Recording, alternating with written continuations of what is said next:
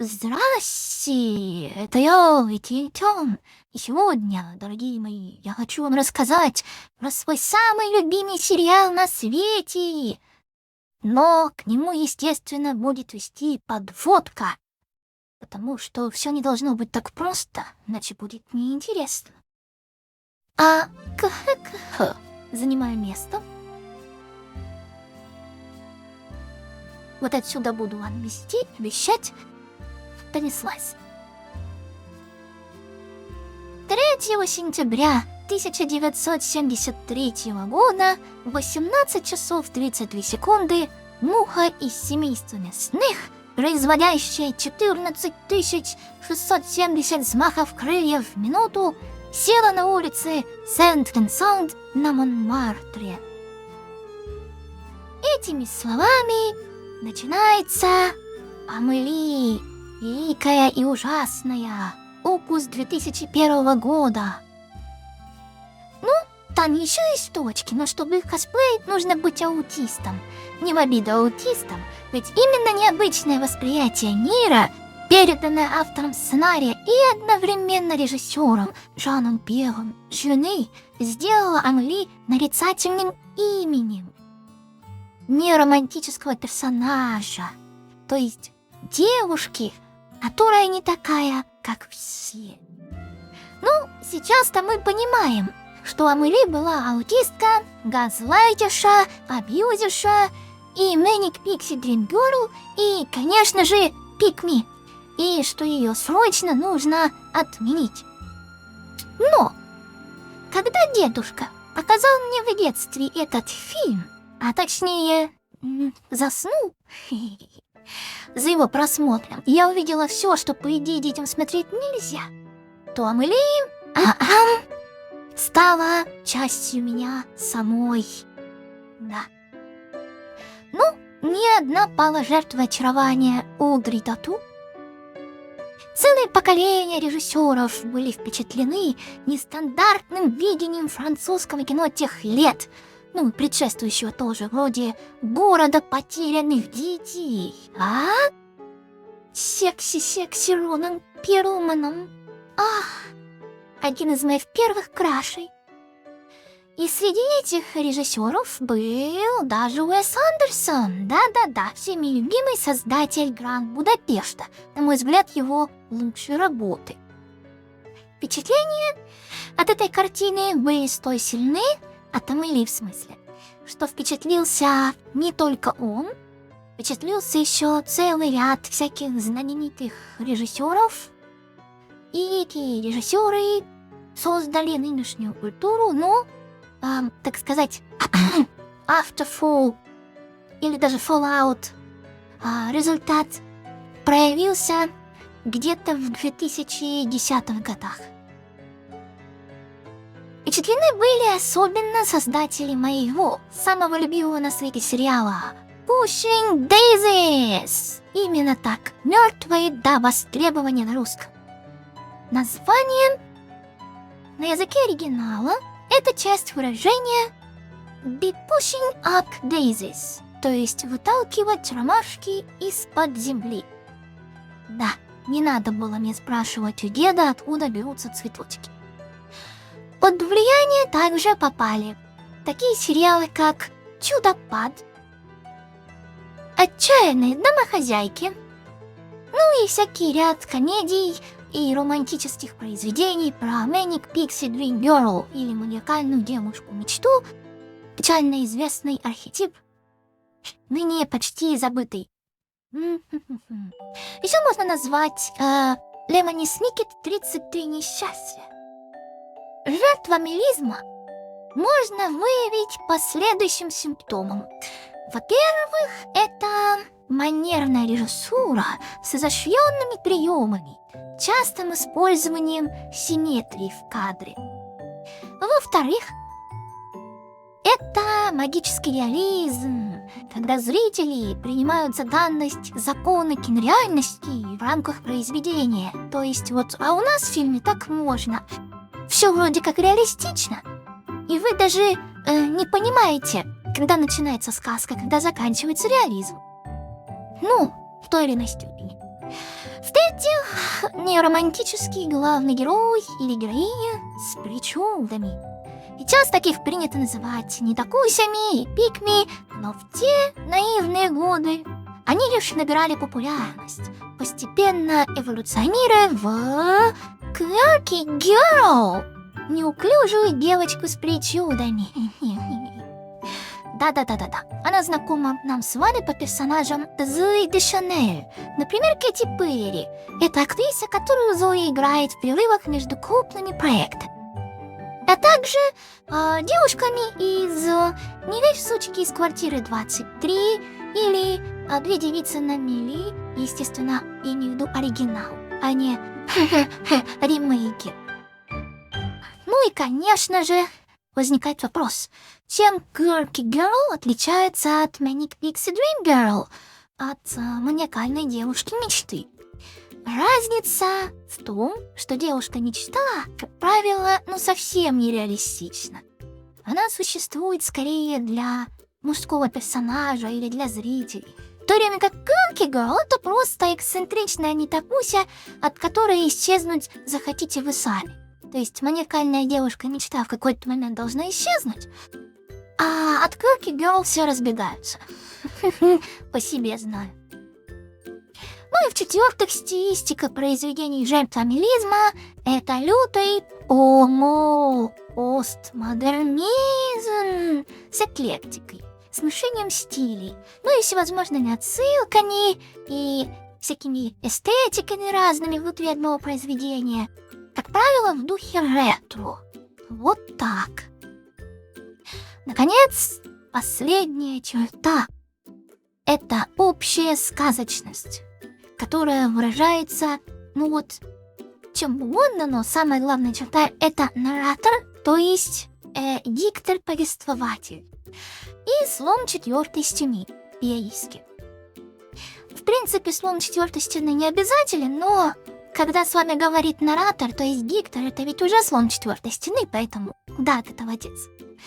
Когда голос за кадром поясняет, комментирует драму с упорством накофейненного аутиста, или хотя бы подписывает на экране текстом, что происходит, можете не сомневаться, это самое романтическое кино, вдохновленное 2010-ми годами.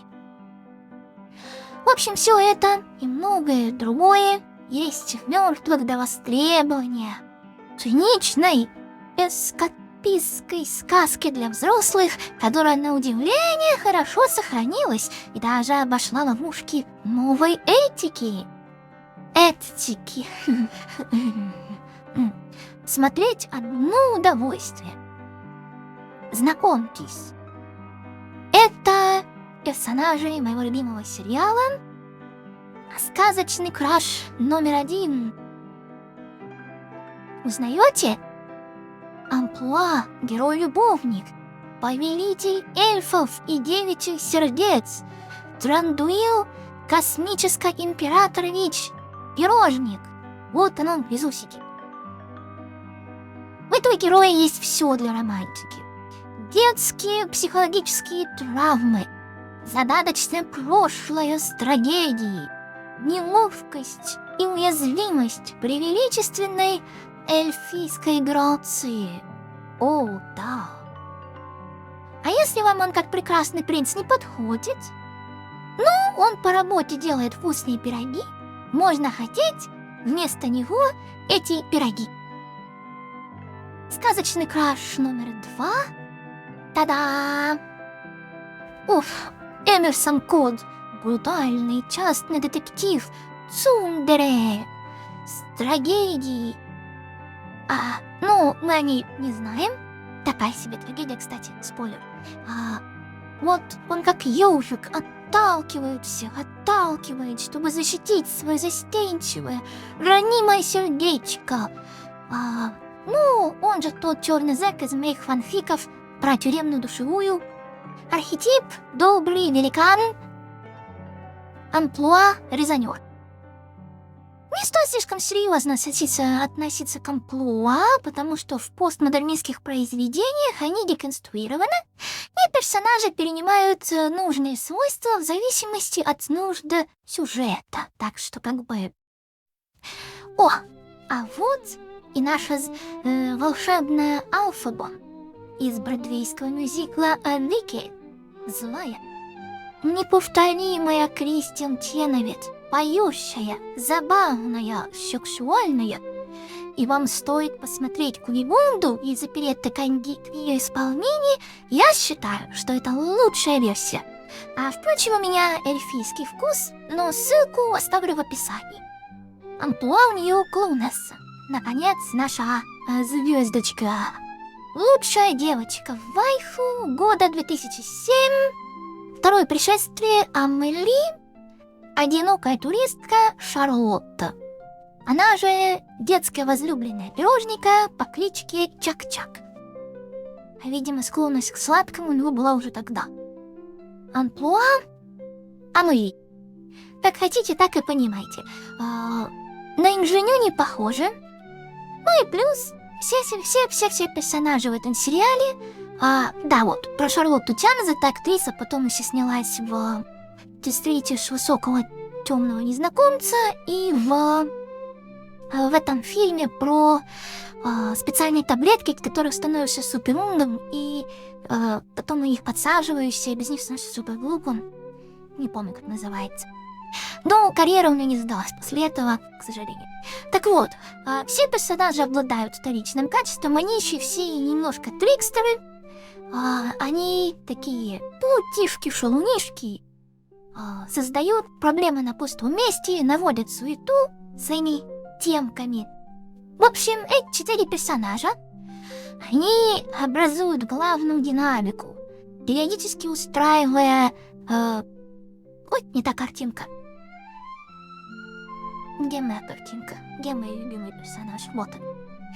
Периодически устраивая всякие раскрытия потаённых глубин души, понимаете, любовные треугольники устраивают, ну и прочие опасные для жизни ситуации, там всякое веселое. Наблюдать интереснее, чем за колыханиями грудей у старшеклассниц в пляжных эпизодах. Эти. В отличие от аниме, где на первом месте эмоции зрителей, на втором месте эстетика, на третьем, значит, фан-сервис. И где-то вот сзади уже у аниме там сюжет плетется, никому не нужный, за него забыли, такой недокормленный, нелюбимый ребенок. В мертвых до востребования. Мертвых до востребования. То есть они лежат мертвые, а потом они нужны, они не мертвые. В них сюжет образует такой прекрасный, ажурный эльфийский храм из сюжетных рамок и хитросплетений. И это при блестящем актерском составе и химии между всеми участниками четверки сразу. О, да. Слэш. Он, наверное, любопытно. Почему сказочный сериал в эстетике Амели интересный, циничный и в чем там драматический конфликт? А дело в том, что волшебный пирожник способен оживлять мертвецов. Да, он некромант. Как правило, гротескных мертвецов, и он делает это каждую серию, а то и по несколько раз. Да. На это накладывается детективный процедурал с монстром недели. Ну и Санта-Барбара дочки матери в лучших традициях отчаянных домохозяек. Так что есть что полюбить для всех категорий зрителей. Ну что, вам уже захотелось посмотреть первую серию моего самого любимого сериала? Там же мир с магией, понимаете, там вот ретро-эстетика, там закадровый голос, и Трандуил романсит с Амели и Хагридом, пока Добби Кристин Четовик уколдит в уголке. Ну что может быть интересней? Я вот горжусь тем, что несмотря на убогий CGI, пересмотрела этот сериал в хорошем качестве И напоследок скажу одно. Ваши глаза устали, ваши веки наливаются тяжестью, глазки закрываются, вы хотите спать, спать.